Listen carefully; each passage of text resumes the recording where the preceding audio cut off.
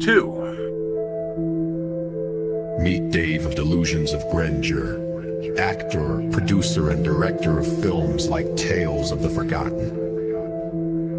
He has come to assemble a team of freaks, geeks, and even worse, film nerds, to discuss films ranging from mainstream to downright crazy. There is Tammy car enthusiast and Dave's fiance, Dustin reptile expert and overall horror collector, Jake environmentalist and fine art film critic, and finally Brandon, a therapist with a love of film that can only be seen as insanity. Together under Dave's leadership, they are inside movies galore. Enjoy the show.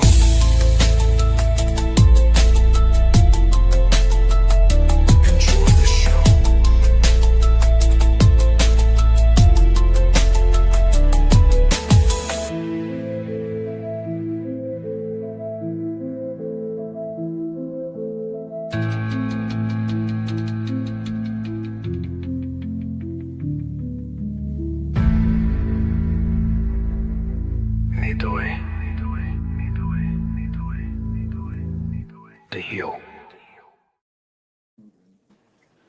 Hello, ladies and gentlemen, and welcome back to another exciting film journey here on Delusions of Grandeur.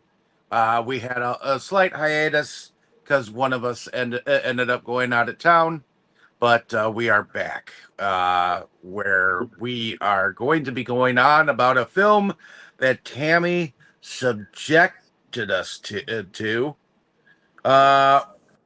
Tammy, what movie did you have us cover for this week? Harvey. And Harvey is a film that was filmed in 1950. It was directed by Henry Koster, and it starred Jimmy Stewart, otherwise known as James Stewart, Josephine Hull. Let's see. Go backwards here for a moment.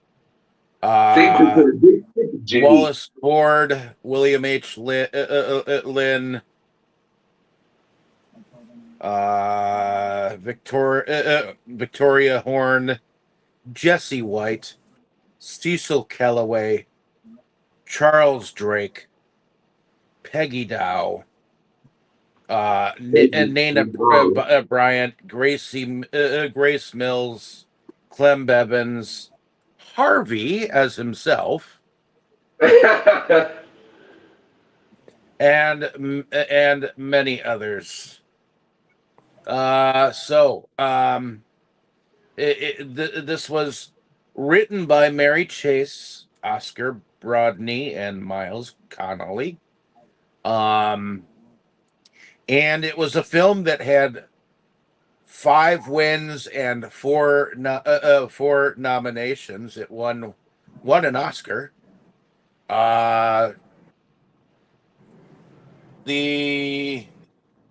It won for Best Actor in a Leading Role and Best Actress in a Supporting Role at the Oscars in 1951 for Josephine Hull and Jimmy Stewart.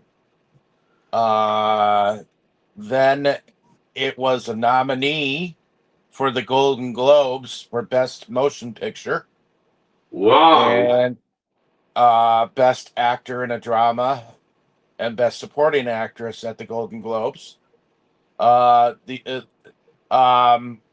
It won for Best Supporting Actress with Josephine Hull. Then it won a 2001 nominee for the Hugo Awards. It was a Best Dramatic Presentation,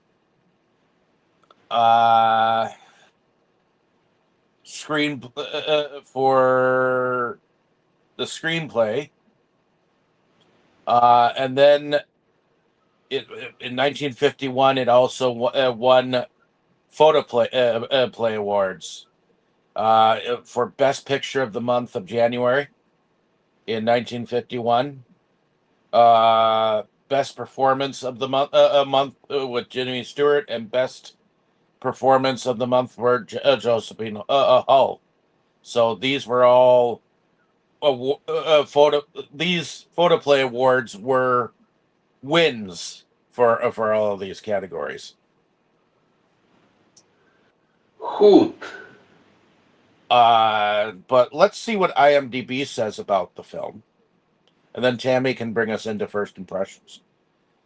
A whimsical man is thought to be insane due to his insistence that he is best friends with an invisible humanoid rabbit, but he may be wiser than anyone knows. So, Tammy, did you want to bring us into first impressions here? Okay. You want me to go first? If you like.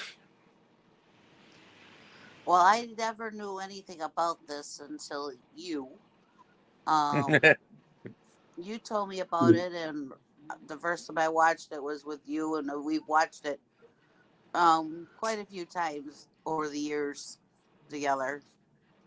Um, I thought it was neat and interesting. Um, the there's Harvey is basically, I guess, we find out in the movie what they call a puka, and I never knew anything like that existed. Now, when puka was looked up in the dictionary in the movie, it said that it's a puka is a fairy and can manifest itself usually in big animals, you know. Oh yeah, And actually, Apuka was also mentioned in the last movie we discussed, right? that's kind of what made me think of this one, you know. But Yeah. it's I just I just thought I thought it was neat, and you know, when you're watching the movie and everything, and um,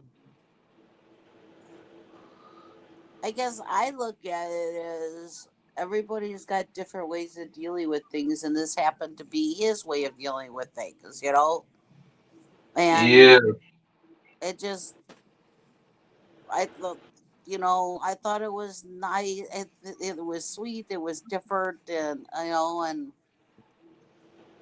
you know, it's especially in this day and age. There's so many different, um, not good ways that people deal with things. For him to have Harvey as his way of dealing with life, Harvey was, you know, it didn't hurt anybody. It did, you know, it was just his way of coping with life, and it makes you think that, you know, if more people dealt with their troubles in life this way, maybe things would be better. Oh yeah, but within the story, he wasn't just imagining Harvey, he actually existed, right? Well, did he or didn't he? Well, well, the doctor saw him too, didn't he? Did he? Well, yeah. Well, according to the what we saw that the doctor see, uh, he ultimately at the end of the day saw him, but he was also very drunk.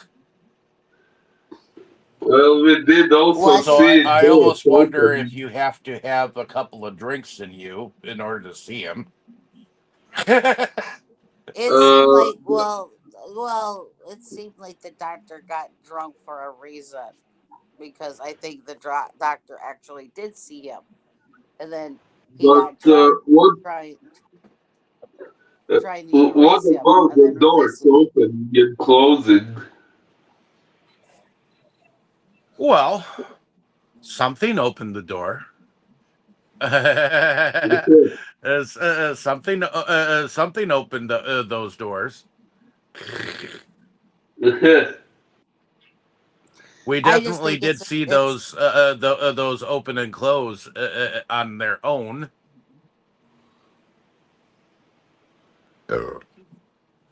but I do think it's a very good movie. You know, like I said, if more people dealt with their problems in life this way, I think things would be a lot better.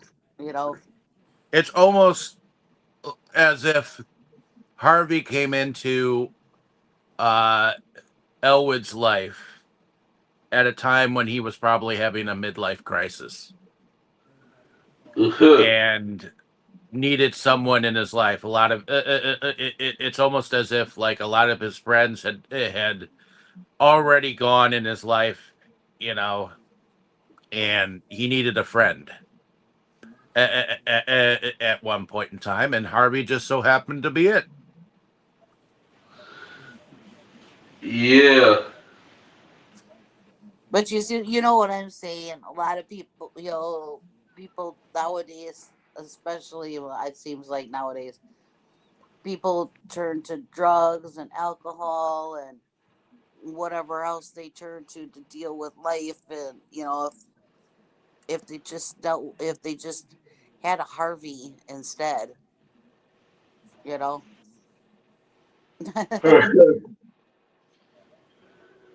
That might be Now, better what for you just said would sound so much different if Harvey was the name of some drink. Well, was this a first time watch for you, uh, Boris? Yes, yes, it was. And I found the premise interesting, but I do wish we actually got to see more of Harvey. I mean, I do understand it's a 1950 movie, and they couldn't have made him look quite the way he was imagined, but they could have at least. Had a man in the rabbit costume on the set. This way, yeah, there was still some plot going on, but I kind of felt there was too much of characters just talking and not much really happening on screen. So there were times when my attention was a little drifting away. Sorry about that. Although we did still have some moments where I laughed that were kind of funny. But yeah, maybe I would have understood that humor better if I don't know, if I lived in your country and if I had grown up in the 1950s or something. Well, it was quite strange for a man to be talking to someone that no one ever sees.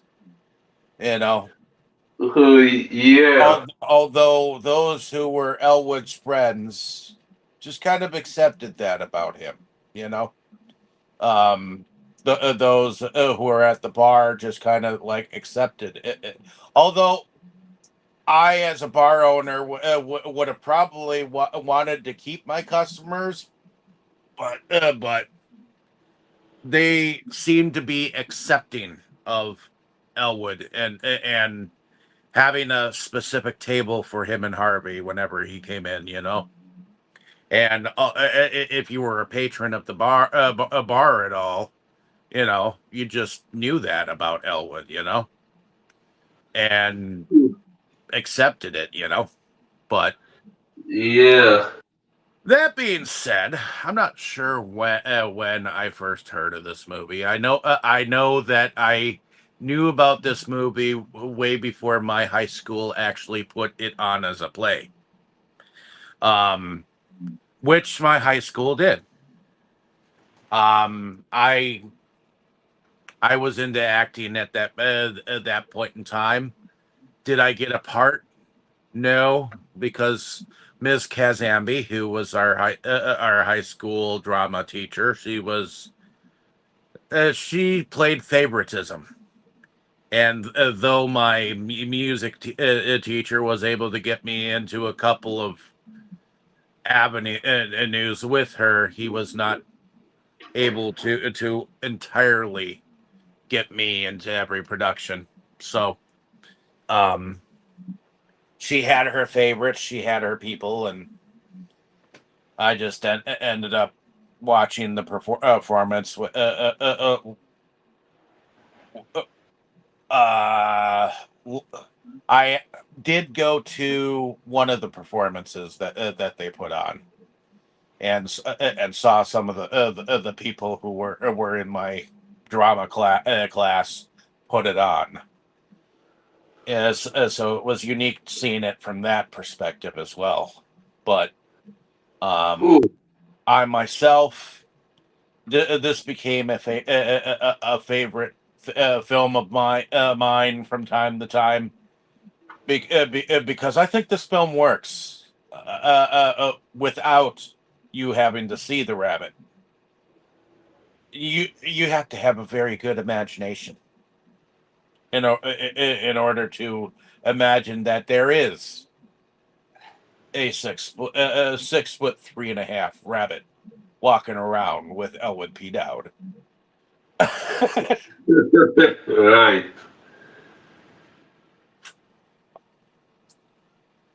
So I think this is one of the better films of the 50s. And it really doesn't need a whole lot, you know. You got your and Josephine Hull.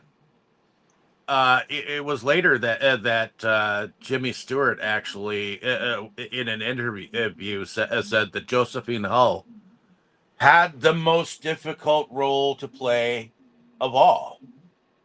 Uh, who, Because who she did had she to play? act, like she saw the rabbit, but also that she didn't. Because Oh, did she play? there were Uh, times that she claimed that she could actually see Harvey, but for the most part, she couldn't see him at all, and she was just embarrassed by her brother and all that jazz. You know, they uh, couldn't they couldn't have that much of a life. uh, Truth be told, I found her character annoying as hell. She got way more screen time than she deserved. Well, that being said, I enjoy the movie for what it is. Uh, I enjoyed the sisters' hyster- hyster- hysterionics, if I wanted to call it that, because she is a character.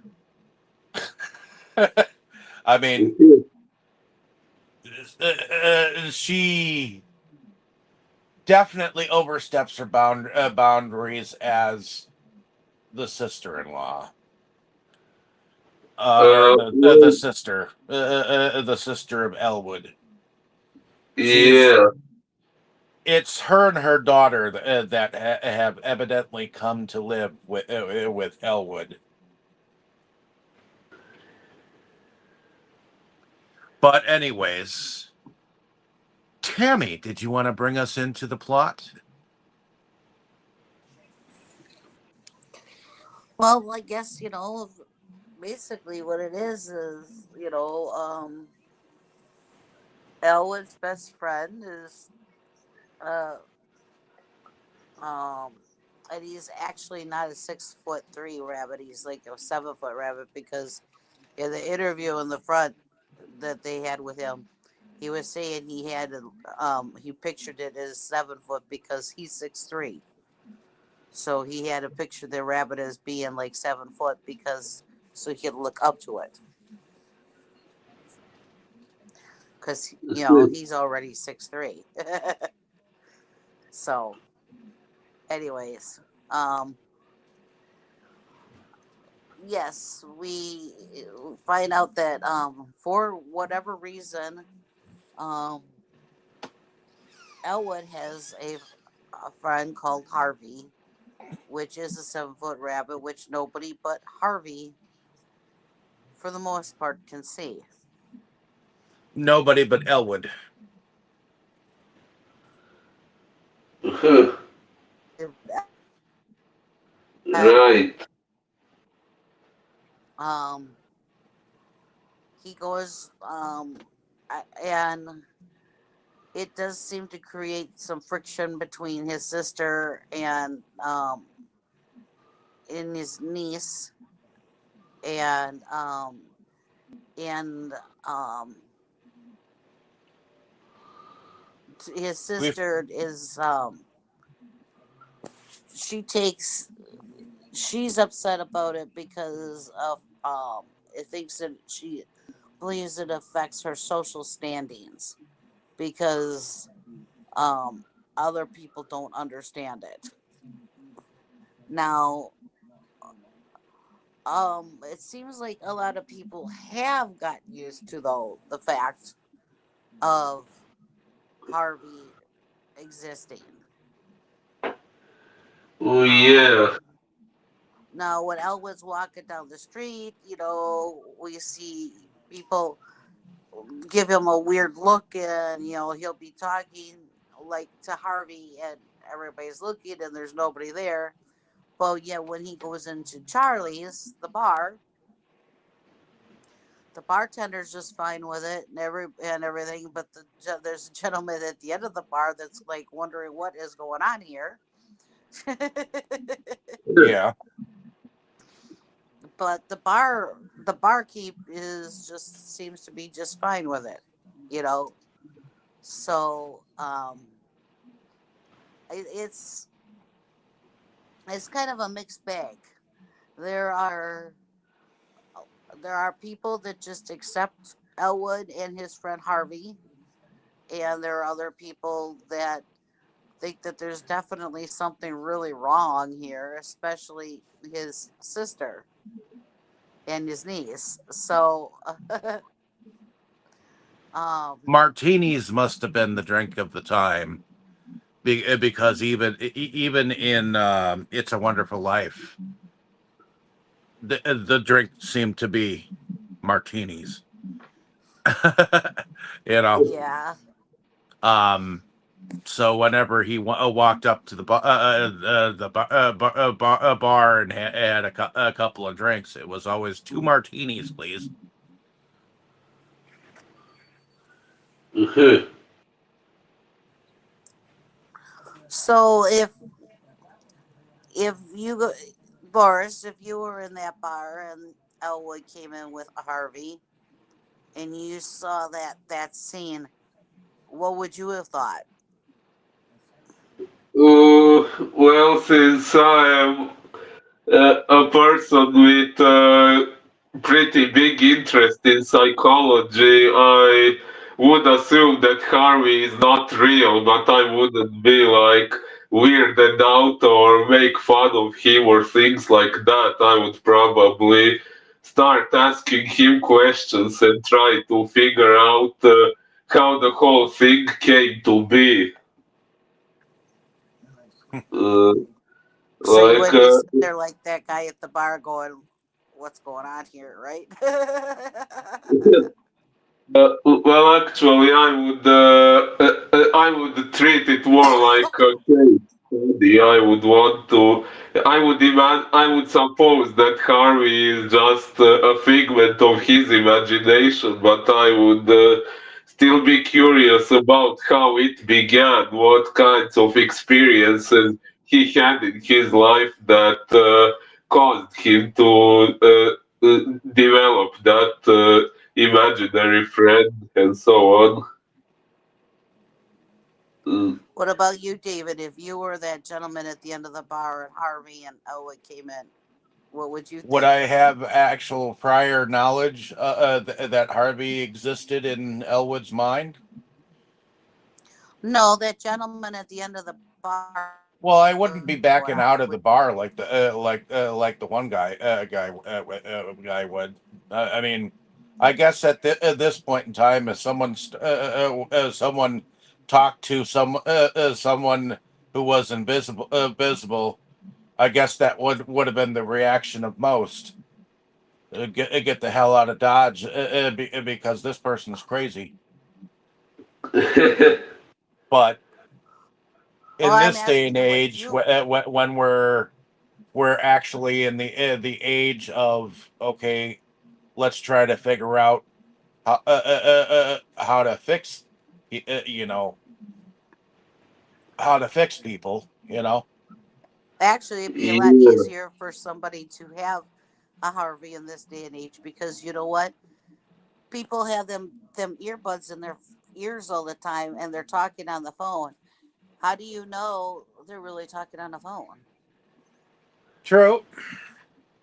Because you can't hear the other if they got the earbuds in their phone and they're talking to somebody, you can't hear the other person. You can only hear them. I've already walked past people that were talking and there's nobody around them, but then you see the things in their phone, or you see the phone in their, see the things in their ears, see the phone in their hand, Yeah. and realize. Uh, So Wait, sorry, actually, were you implying that some of them might be faking being in a phone call? You don't know whether someone's in their own delusions or not. You know. that's why Ah, I said it would be so much easier for somebody to have a Harvey in this day and age because how do we know that they are really talking to somebody on the phone? They could just be placing earbuds in their ears and then talking to their own delusions. For all we well, know. you could also relatively easily program an AI chatbot to act like a particular imaginary friend of yours. I just saying it would be a lot easier to pass it off nowadays than it would have been then, you know, because of the Hmm. technology. Because, how do you know that somebody really is talking to somebody when they got the earbuds in, How do you know? Oh, You yeah, don't. you don't really, I guess. I mean, in this day and age, it's really easy for somebody to explain it away. Oh, I was talking on my phone. Yeah. you know? Yes. I was chatting to an AI chatbot. What are you talking about? Well, Right. technically, We're back uh, then, there wasn't anything like that, so it was quite obvious that you know nobody was there. That well, nobody could see Harvey. Oh yeah. How right. do you know something is there? Something isn't there, and that you know. So do you think his aunt should have gone to the extent that she did, and tried to commit him? Or do you think she should have just maybe got him some outpatient help or tried to figure it out? Or do you think she Um, went a little bit overboard by trying to commit him? well, I think as long as he is not a danger to himself or anyone else, no one has the right to do that to him. I I tend to agree with you because, he was not hurting himself or anybody else. He was an embarrassment to her and her society friends. Yep. That was it. Yeah, like that's really not enough of a reason to destroy someone's life that way, let alone if that someone is a member of your own family. I think I that his sister and his niece were very selfish. Yes. They came to live with him. So they should respect him no matter what his eccentricities are because they are living with him. Well, You know? I think if the puka thing would have come out to them, if they would have, if somebody would have explained the puka thing to them, you know, um, maybe they would have understood it then, you know? Well, apparently the sister did have a few moments when she did see Harvey. She did say a few times that she was actually aware that he existed. Right, but that's after she was already at the place that was gonna that it was gonna admit him there, and then she admits herself. But still, I think I think if the whole puka thing would have come to light, and you know,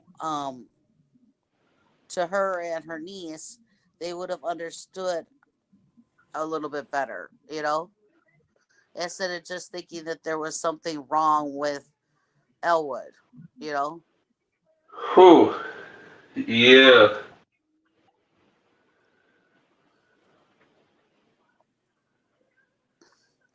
Because even the doctors at the place, once the whole puka thing came to light, they seemed to understand it, you know. Yes. But the beginning of the movie, it basically starts out with this party that the sister and the niece are putting on with this knitting circle or whatever, the high society circle made up of all the rich ladies in town. Well, the sister is trying to um, get the niece, get her daughter involved in things with the ladies, so she can find a man Match for her, a match make match. a man with her. Yeah.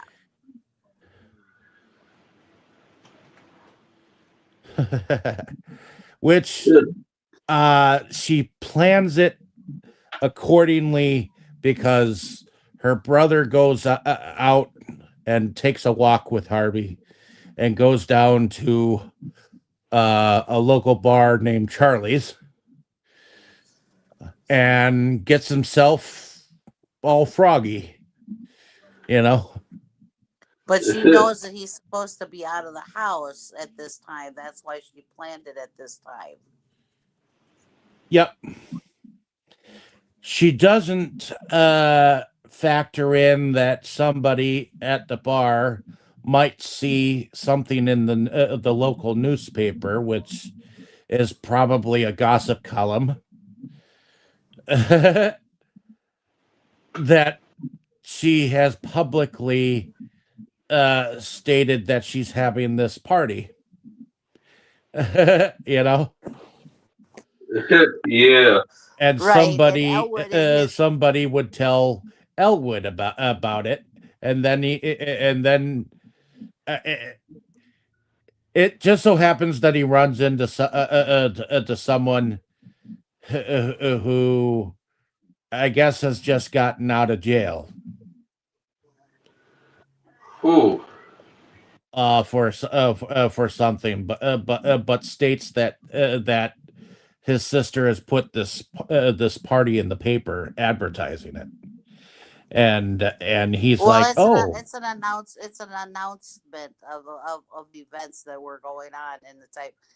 It wasn't. It's not really. It's not an invitation. It's just a high society type of. Oh, so and so is doing this today, and so this is happening.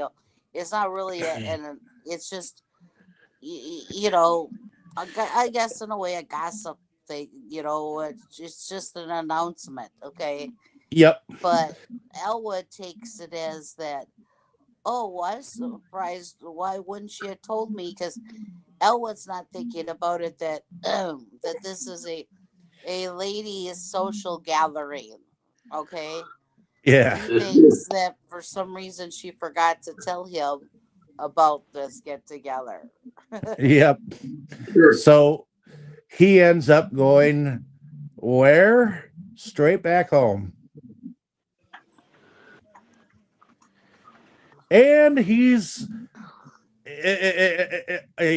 is very friendly with anyone he comes across.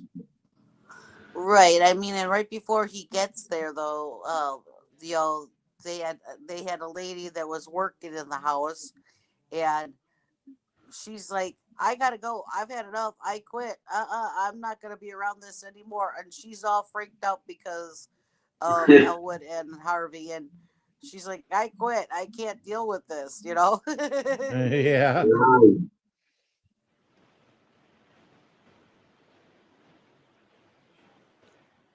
And I know that the sister plans on having the cook being the one that puts on the party, but the cook is like very. It comes in with like all the different like pieces of food and whatnot, and she's very like exacting, you know. So Right. it's like she's a very orderly cook, you know.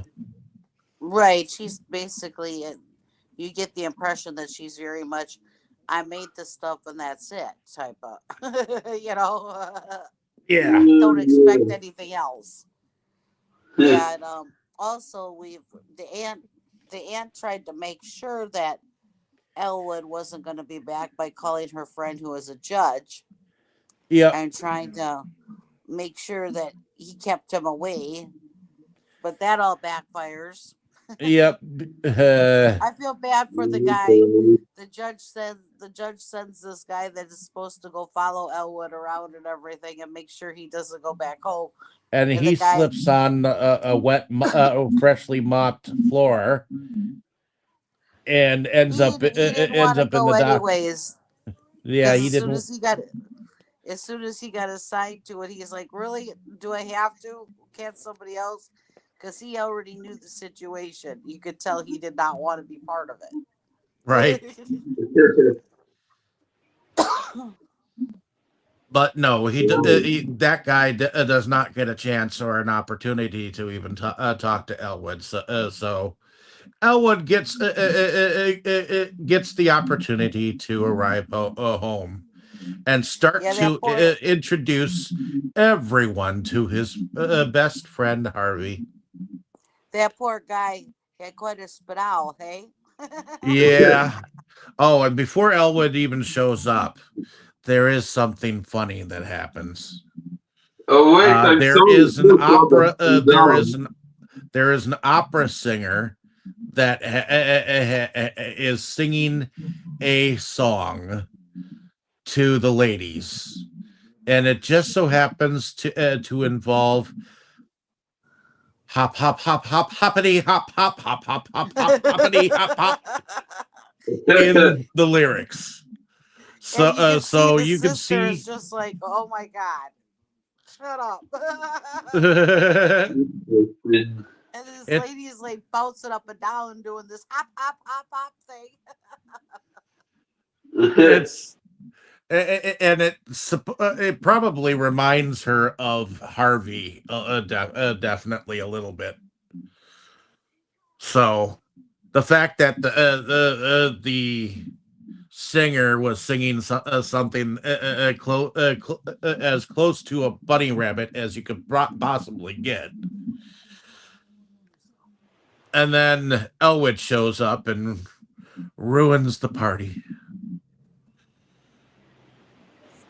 Well, at first he didn't. You know, the lady, there was a friend of the family that came, and she was asking after Elwood, and he wasn't there, and they kept saying, "Oh well, you know," and they're all talking, and then Elwood showed up, and everything was all fine until Elwood tried to introduce Harvey to her.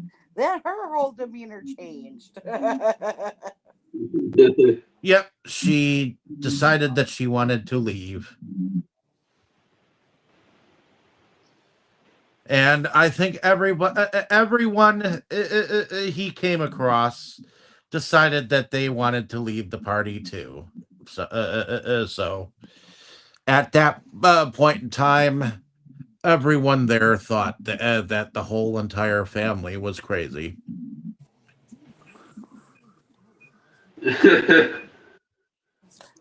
Yep, and Right. And this is meanwhile, she basically called the judge back and said and the judge helped her get an appointment with the insane evidently a psychiatric unit that was nearby. Correct. yes. And it was run by a Mr. Chumley with another doctor that was under his employ, a Mr. Is it Sanderson. Sanderson? Yeah.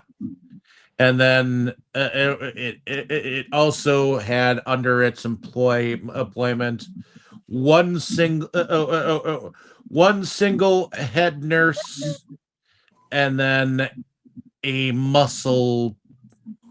I would have to say a nurse that was more like muscle than anything else, and then I a Mr. Willis.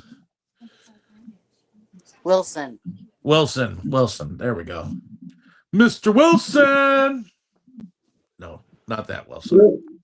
But Was that a reference to Dennis? yes. I was just kidding though. No, Mr. Wilson, he is apparently the muscle of the place. There's always at least one or two security guards or security nurses or whatever you want to call them. They're the people who keep the patients inside the hospital at all times. And it's the sister who brings Elwood to the place, and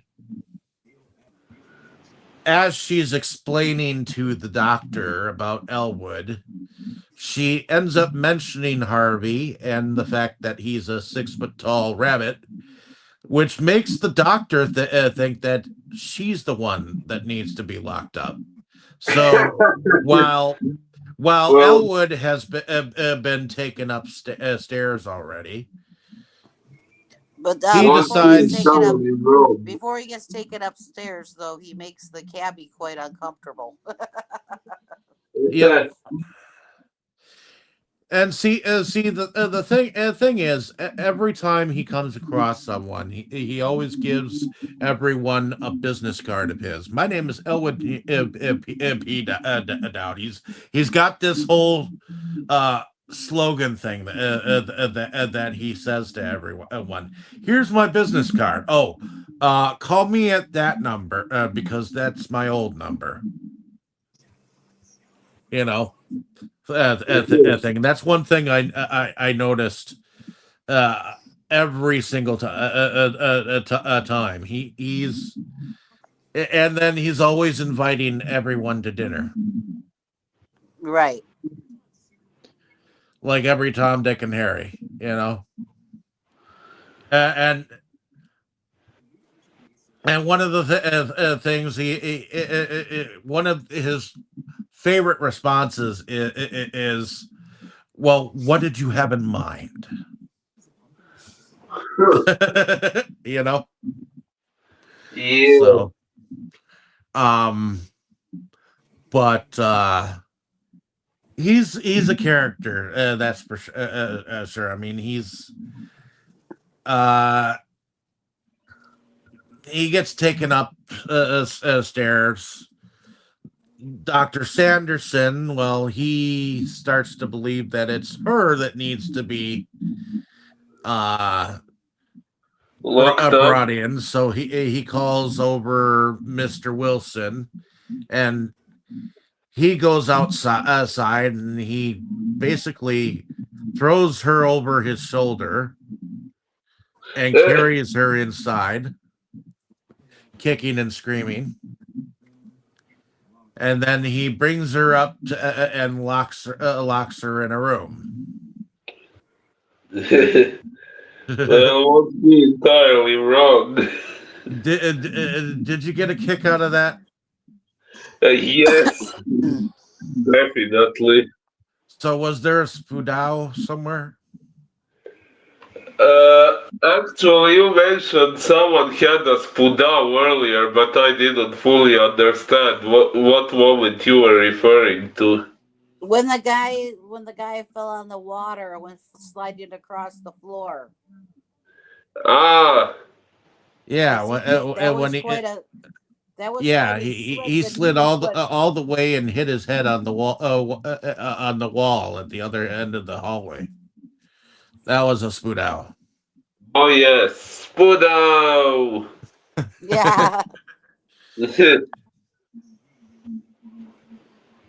But uh in any case, so now we've got both of them heading to the White Room. Uh,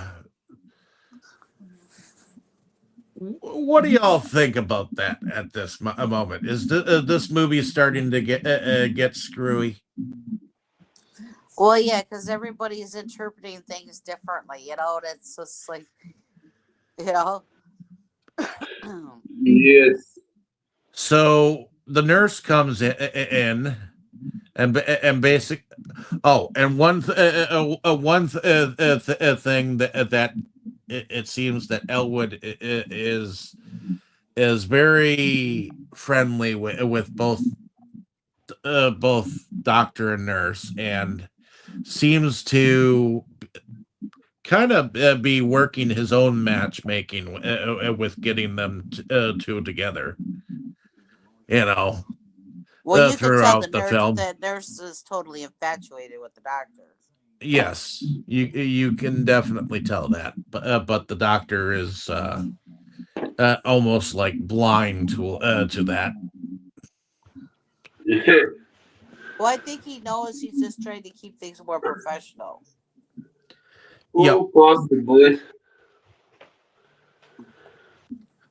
But regardless, so he gets the nurse to bring Elwood back down, and he because Elwood could what is it, sue them or whatnot, but Ah, he ends yes. up being the friendliest person, and then ultimately inviting them down to Charlie's later after they get done, and then of course he leaves, or Elwood leaves, and then I think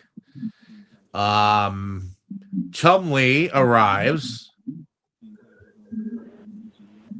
and he the thing that he knows is that the judge is called, and that the sister was supposed to be coming over with her brother, and when he realizes it's her that's locked up, then he gets mad at them two, and then he basically fires Sanderson throughout the whole thing, and he has to go down and figure out where Elwood is now, so that he can bring him back, and he's not even worried about the possible suing that the sister is possibly going to do. But not only is Chumley looking for Elwood, so is Wilson, the muscle. So Wilson shows up at the Dowd residence, runs into the niece. The niece appears infatuated with him. And while they're having their whole little thing, because she's trying to make him lunch, Elwood comes home unbeknownst to them and unveils his painting that he had done. This painting, and we get to see the painting. Oh, that was good. And he thinks it's just great, and he's sitting there talking to Harvey about it and everything. And they Harvey and Elwood evidently end up leaving, but um, that's when like everybody converges on the house. The judge shows up, the aunt shows up. The sister shows up. The judge shows up because he's just been called by the sister, and she wants to now sue because she's just been manhandled by everyone, and she escaped and gave them the slip while they weren't looking. But it's funny when the Dr. Chumley is talking to the sister, and they're in the room where the painting is. And she's not even looking at the painting. She still thinks it's a painting of her sister or their mother. Mother, yeah. And she said that she just took a painting class last year and learned the difference between a painting and a photograph. Right, and then when she finally does turn around to look at the painting, her reaction. Oh yeah. She nearly faints. And she's like, "That's not my mother." Right.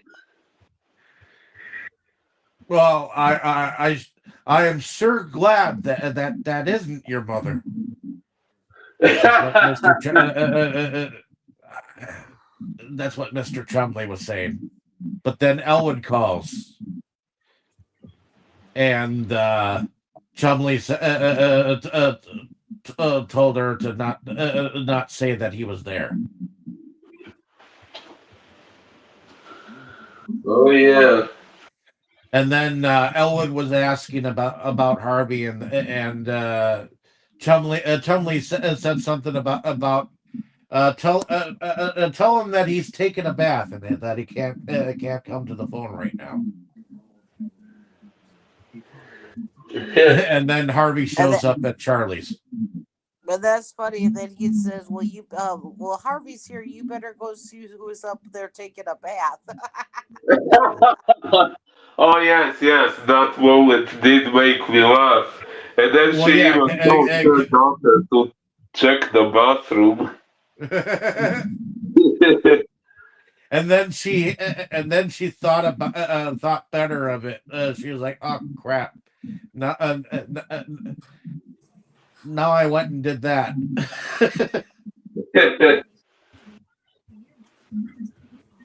But yeah, everybody's all looking for Elwood, and now it turns out that Chumley actually goes to Charlie's. Right, we don't see him and Elwood interacting, though. It's everybody. He's already gone by the time everybody else shows up and finds Elwood. Yep. Because Wilson shows up back at the hospital, and Sanderson is packing up to go. Sanderson is having an argument with the nurse at the time, and the judge and the sister end up showing up along with the well, actually no, that's afterwards. So Wilson thinks to himself, the doctor's been gone for 4 hours. Where has he gone? And So then He went out alone with Harvey, right? well, that's when they realized that okay, he might have gone to this place called Charlie's, and so they all end up going to Charlie's, and they end up asking about Elwood, and the bartender says, "Well, he's in the they booth don't right know. over there. Well, Elwood's over there." But they evidently he hadn't seen the other guy. Whew. But Yep. So they all have they're all sitting there trying to figure out where Chumley is and having and Wilson martinis. is in fighting mode because he thinks that he's done something to Dr. Chumley. Right. So he almost gets thrown out of the entire establishment, but Elwood vouches for him.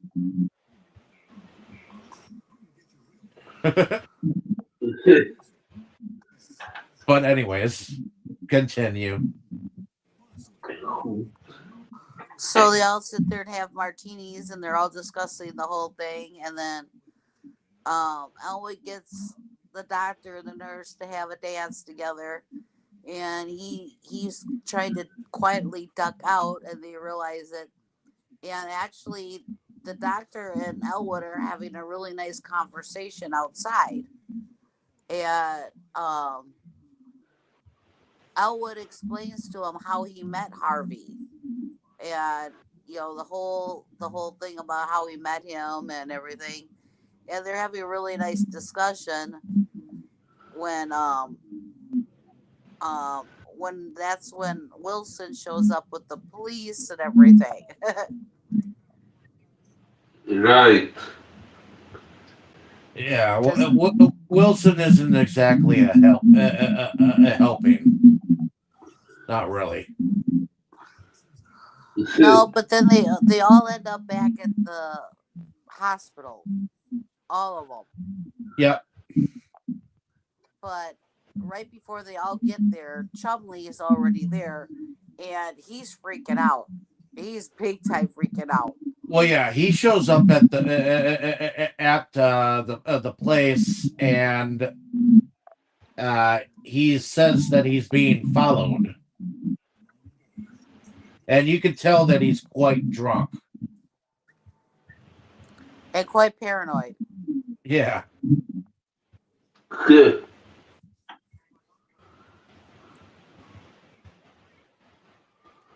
And he ends up getting inside the place. You can tell that he is being followed because doors are opening on their own, including the door to his office.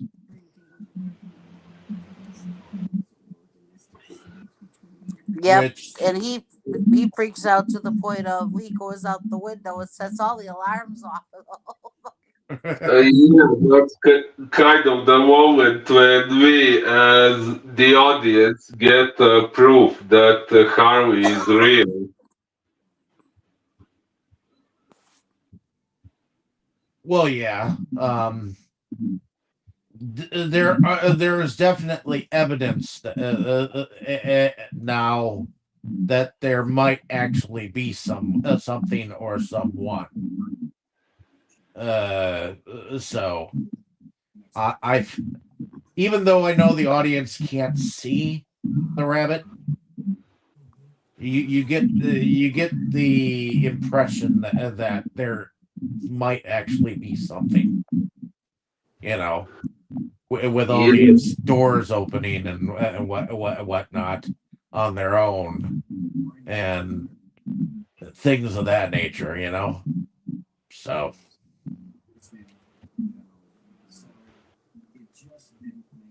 Anyways, Tammy, Yes. where are we?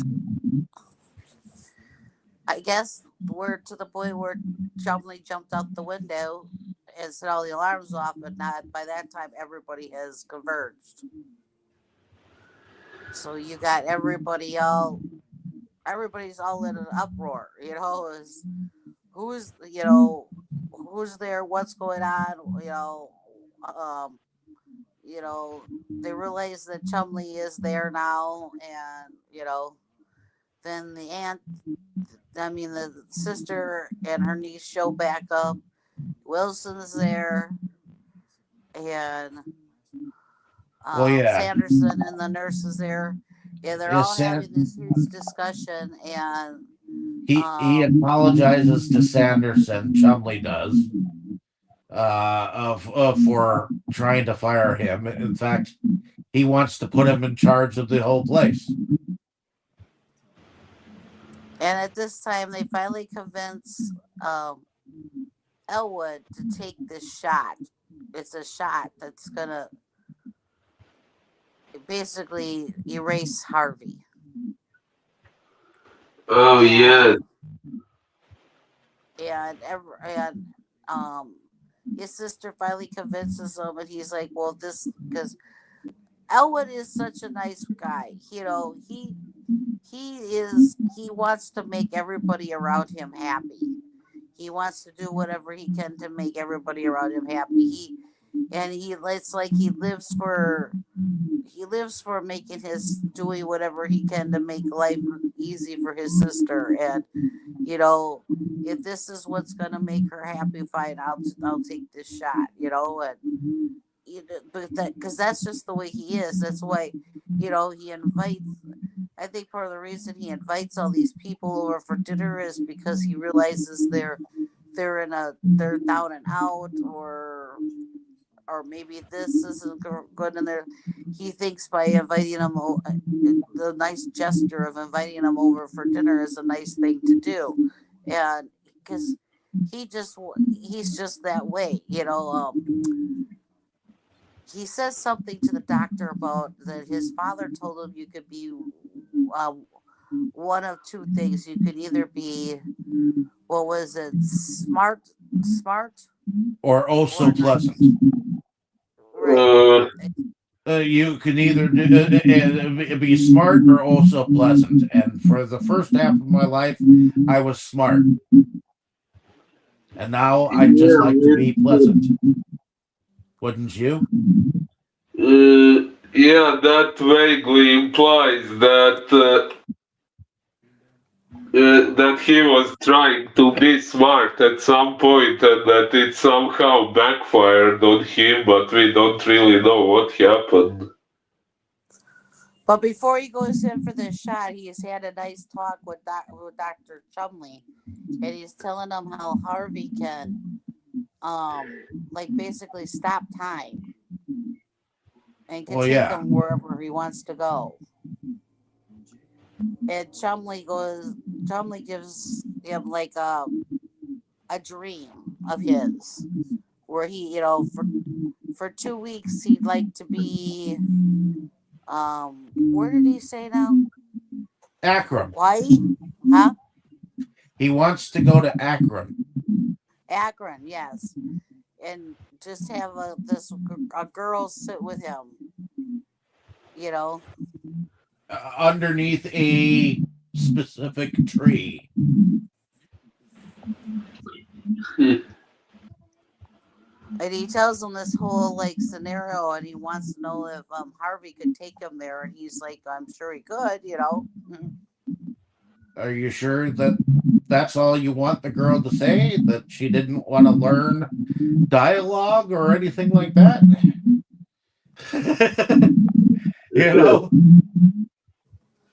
Right. But after they have their nice little meeting, that's when everything, he gets convinced to have this shot to get rid of Harvey. And he's just about ready to get the shot, and the cabbie that brought the sister and the judge and the niece He want wants to get his pay, payment. but nobody seems to have any money. Nope. So So she he has goes in and gets Elwood. And Elwood actually happens to have the money. In fact, he gives him $3 instead of just $2. and then he has a nice little conversation with the cabbie and invites him to dinner. Correct. And then And he goes back in, and then the cabbie proceeds to tell the sister about, well, you know, before somebody has that shot, they're so nice, they're this, they talk to me, they tip me good, they're this, all these nice things. He goes, and then they have the shot. And he goes, and then they're mean. He goes, they're impatient, they're nasty, they don't want to talk to me. They criticize my driving. They're, you know, and they so become human, which you know how nasty humans are. Pretty much. yep. I So like then the way that he says it, you know. yeah. So then she goes to interrupt the shot again. I don't want Elwood to be that kind of person. Ouch. And they open up the door and they're like, no, we haven't given him the shot yet, but we've gotten it ready.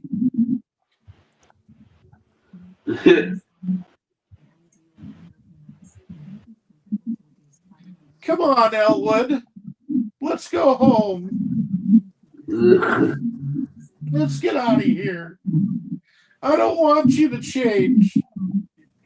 Yeah, that was what took her to change her mind. Well, And at she didn't this want. time, when they're going to leave, they go outside, and well, Ella goes out first and realizes that Harvey is out there on this swinging bench type of a thing, and he's having this whole conversation with him, and Chumley comes out and says, "Don't leave me." Do you think that you can ask Harvey to come with me?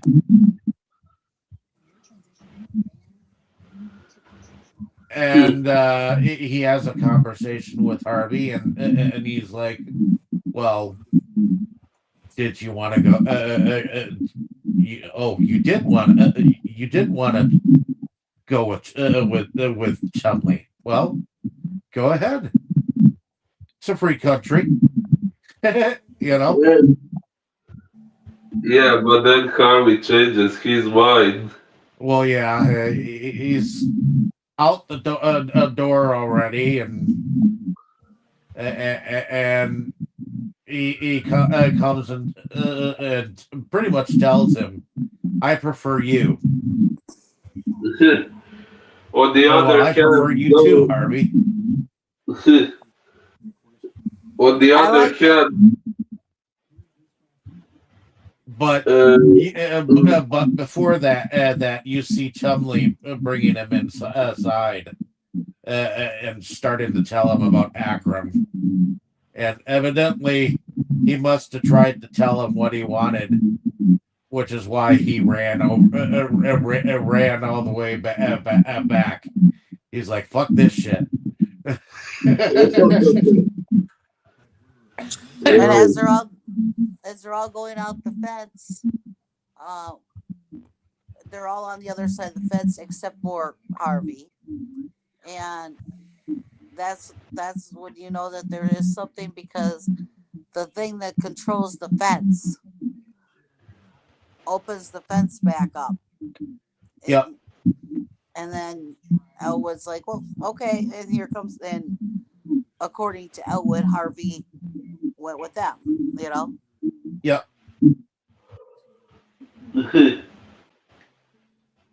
I think that's kind of a neat way to end it. That Harvey opened up the fence, Yeah, the gate. yeah.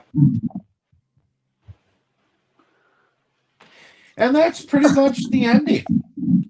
He walks off into the sunset set with his sister and his niece, and um, and you kind of expect that all of them kind of get together the following night for dinner. You know, Right. so that being said, what did you think about production overall? Boris, what did you think about production overall? You Well, still you still think that you needed to see the bunny rabbit? Well, he could have appeared on screen at least a few times. You know how they usually do it in movies when, let's say, someone is having a hallucination or seeing a ghost or something. Like, you would see one clip where the character is there when another character can see them, but then when you see it from another character's point of view, you see it without that character to show that some characters can see this entity while some others cannot. So I do think they could have done something like that, or at least I don't know, give us just a few clips with him on screen. Okay. What about you, Tammy? What did you think about production? In a way, I kind of agree with Boris. I mean, it would have been nice to just have gotten a small glimpse of him. You know, just a small little glimpse, just to see him for a moment. Yeah. And there's all the innuendos, okay, but it would have been nice just to get the glimpse. But other than that, I think everything was good. I mean, I think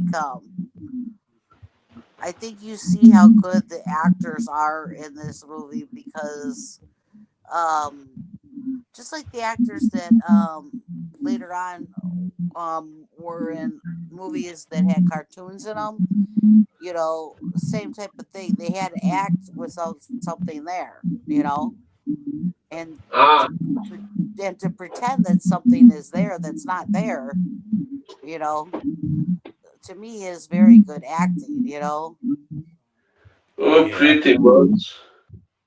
Um, was it Dan? Isn't it Danny Kaye or whatever that yeah, um was talking about what he had that whole cartoon thing with Jerry the mouse and the whole dance scene and everything.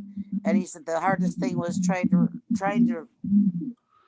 plan this his dance and do everything like the mouse was there, you know.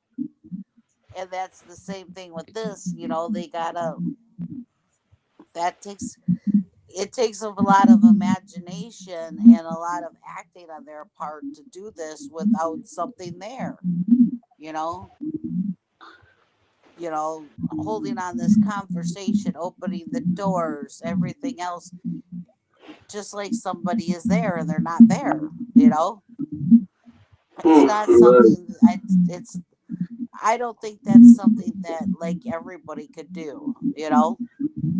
yeah, So I think they picked the right people for this because I think they did very good with having used their imagination for this. So it is because of being a 1950s movie and everything, and because of the story and everything, there wasn't any CGI or anything like that in it, and it didn't need anything like that in it. You know, um, I think they did it very well because they not only they let the people that are watching the movie use their imagination also. So, Huh. we Okay. had to use our imagination watching it. That yeah, there really is that bunny there. Yeah. So I think the production was really good. I mean, of course the wardrobe was good, the scenery was good, all that stuff. I know that Boris, you thought that the sister was a little annoying at times, but I think that's she was supposed to be. Uh, She's yeah. she's worried about her brother. She's trying to be part of high society. She's trying to she's trying to hold it all together, and she's not young either, and she just gets and she's one of those that's kind of gets frazzled or high strung, you know. Well, So actually, I didn't get that much of an impression that she was worried, that she was genuinely worried about him, more like she was trying to get rid of him so that his existence would stop interfering with her social life. well, I think it was a combination of both. I think she really genuinely was worried about him, really genuinely does love him. But and I think that's part of what made her high strung is she's got the conflict. She wants so much to be part of this high society and her friends and have her little things going on and everything without Elwood interfering. But yet she's worried about him also. So you know, if she would have just stayed calm and cool and collective, I don't think it would have had the same effect. I think she needed to be how she was to have Well, right okay. effect. A part of it is probably the 1950s humor that got outdated. It would have probably been funnier to people back then. Maybe, but like I said, I don't think we would have had the same effect if she would have not been the way she was. True. Very true. Yeah, makes I sense. I think this production was pretty darn good. It wouldn't have caught my attention if not for its creativity. I mean, yes, okay, you don't see the rabbit except for in the painting, but you get the illusion that this man really does believe that he does have a friend in Harvey, and Harvey has a friend in Elwood, you know?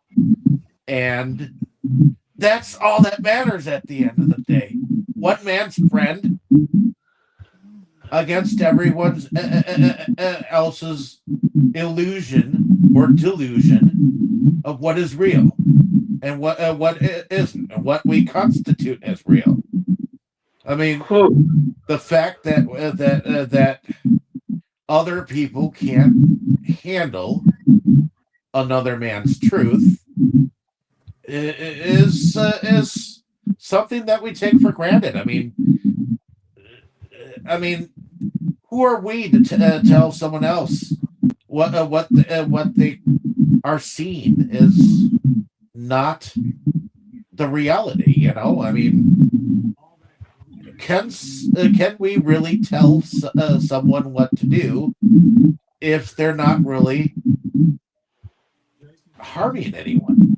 If they're not really harming anyone and they're doing nothing but sitting there or just being in their own lonesome, what does it matter if someone is conversing with someone that isn't there, as long as it's not hurting or harming anyone else? I mean, so what if that person wants to believe in that person? I mean, Yes. so that person has some eccentricities.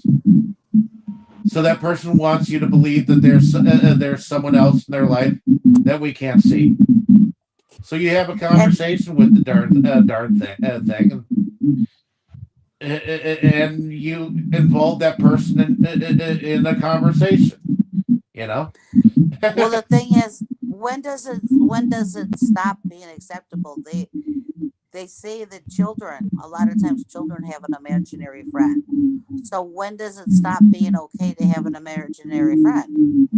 What is it? What is it? Uh, it's the You know, same thing as like if a child believes in Santa Claus all of their life. You know, right? when But is they it they say okay? it's okay. They say it's okay and it's normal for a child to have an imaginary friend. So, okay, so what's the cutoff? You know,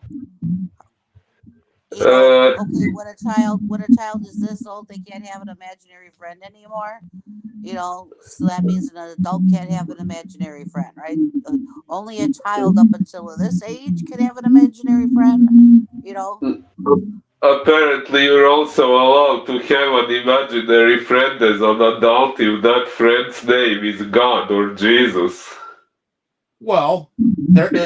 Remember, there were the three movies called "Oh God," and then, of course, there was also the movie "Inherit the Wind," and in which they had to prove that God existed, and also "Miracle on 34th Street." You know, where Santa Claus went on trial. You know, Ah, yes. I mean but the point I'm these. trying to make is that why is it okay for a child to have an imaginary friend but not an adult? Correct. Huh, huh. Which means somebody forgot to mention Drop Dead Fred to someone. But in any case, Have I you ever think that seen that? Have you ever seen that movie, Boris? Drop Dead Fred. Oh, I think I haven't. we'll have to cover that It's one of these days. Oh, fair enough. Uh, but in any case, I thought that the production was pretty darn good. As far as the music goes, did anyone notice the music? Uh, Not much, to be honest. What about you? I thought it was serviceable. I don't. I didn't really notice it. I did. But in any case, I think we're now at the moment where we decide. Um, okay. Favorite scenes and/or favorite characters. Let's start with you, Boris. Was there a favorite scene or a favorite character that you enjoyed? Oh, well, my favorite character would probably be Elwood.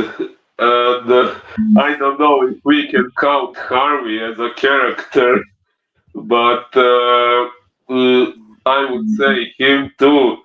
And my favorite scene, I think, the scene with the painting.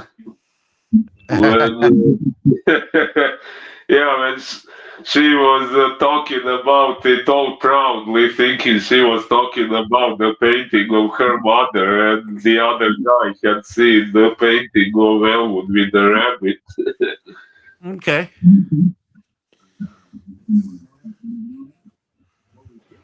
Uh, what about uh, you, Tammy? Let's see. Favorite character?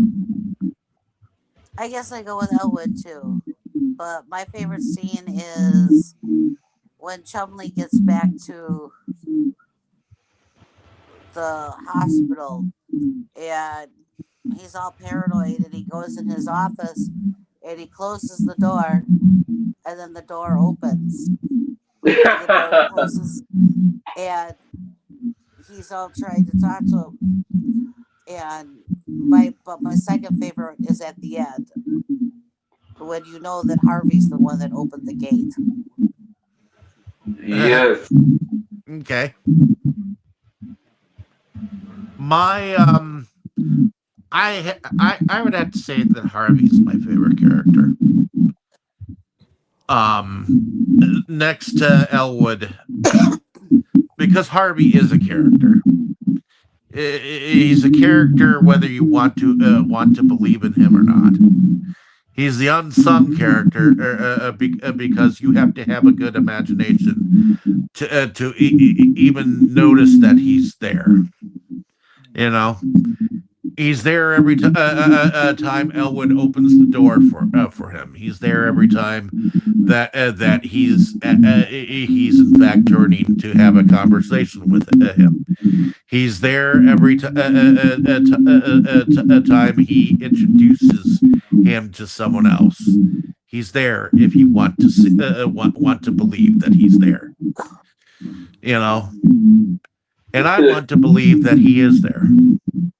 I like to believe that he's real because he's the kind of friend that and my favorite scene is the scene of when he's out in the back alleyway and he's explaining about his first time that he actually met Harvey, which is 4 years before, so he's been friends with him all this time,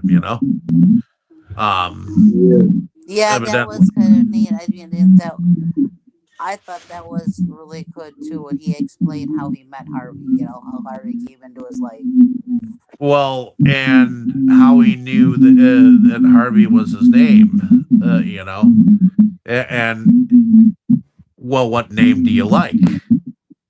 Oh, I've always been partial to Harvey. Well, then Harvey's my name. Yeah. So,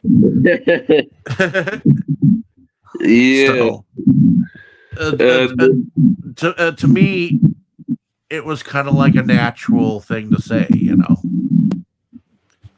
although it's kind of funny that Elwood believed that was a coincidence and not the Puka making just accepting that as his name.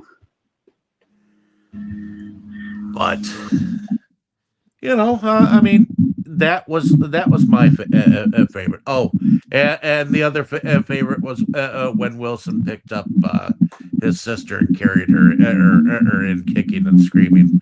For some reason, I enjoyed that moment, even though I know technically it was wrong, but technically she kind of deserved it, At the end of the day, she and her niece were being very non-understanding about the whole situation. Yes. They should have been more accepting and explained more and defended Elwood to the others instead of thinking of themselves, at least in my mind. So he has a few eccentricities. So what? Yes. But at the end of the day, I think that's pretty much Harvey. So, ladies and gentlemen, if you haven't met Harvey, he is now in your life. If you have not met him before, he is a 6 foot 3.5 tall rabbit, and he's our friend. But anyways, if you haven't seen Harvey, go out and see it. And I know that there is actually a remake of it out there. Yep. There was one that was done in the 90s of it. which I do believe, if I remember correctly, the guy who played the judge in the original Night Court series played Elwood P. Dowd in it. But if you have not seen this 1950s movie, go out and see it, and then come back and see if we did this movie any justice. Okay, And let us know down in the comments what you thought of the movie and what you thought of our discussion. And who's next after? Oh, I am? yes. Well, I guess I'll have to do Drop Dead Fred. Whew, Drop Dead Fred. Yep. Oh, okay. Since we're on the subject of imaginary friends.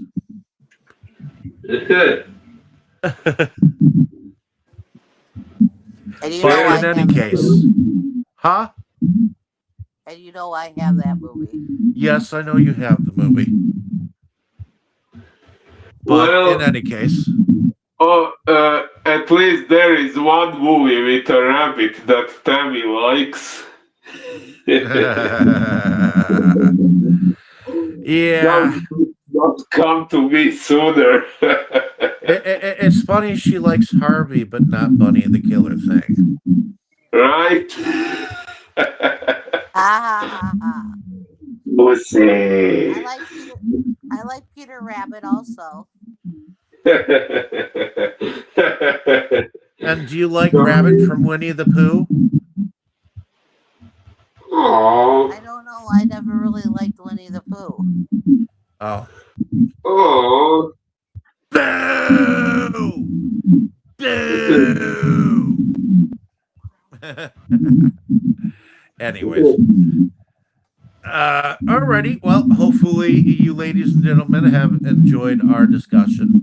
Like, share, and subscribe, and we'll see you next week here on Delusions of Grandeur. Everyone say good night. Good night. Inside movies galore, trust makes you just want more. We've had all in the world of media to explore. Horror, anime, or Curious George. Our love of new things was our reward. It is the best night of our week. Frankly, my dear, I don't give a damn.